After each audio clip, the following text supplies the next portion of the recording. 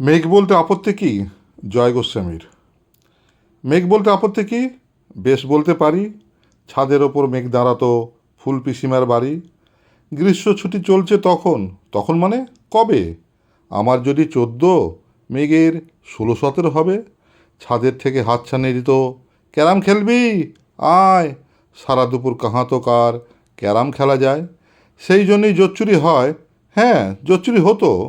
আমার যদি 14, মেঘের 15-16 মতো।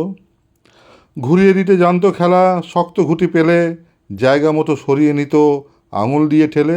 শুধু আঙুল।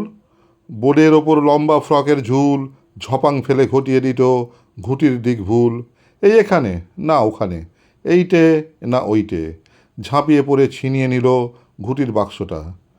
ঘুঁটিরও সেই প্রথম মরণ। প্রথম মরা মানে বুঝবে শুধু তারাই যারা ক্যারাম খেলা জানে। চলেও গেল কদিন পরে, মেঘ যেমন যায়, কাঠ ফাটা রোদ্দুর দাঁড়িয়ে পড়ল মেঘের জায়গায়। খেলা শেখাও, খেলা শেখাও, হাপিত্যেস কাক। কলসিতে ঠোঁট ডুবিয়ে ছিল জল তো পুরে খাক। খাক হওয়া সেই কলসি আবার পরের বছর জলে ভরল কেমন তোমায়? ধ্যাত, সেসব কি কেউ বলে? আত্মীয় হয়, আত্মীয় হয়, আত্মীয় না ছাই।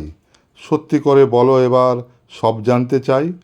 2-1 ক্লাসের বয়স বেশি, গ্রীষ্ম ছুটি হলে ঘুরেও গেছে কয়েক বছর এই জানে সকলে।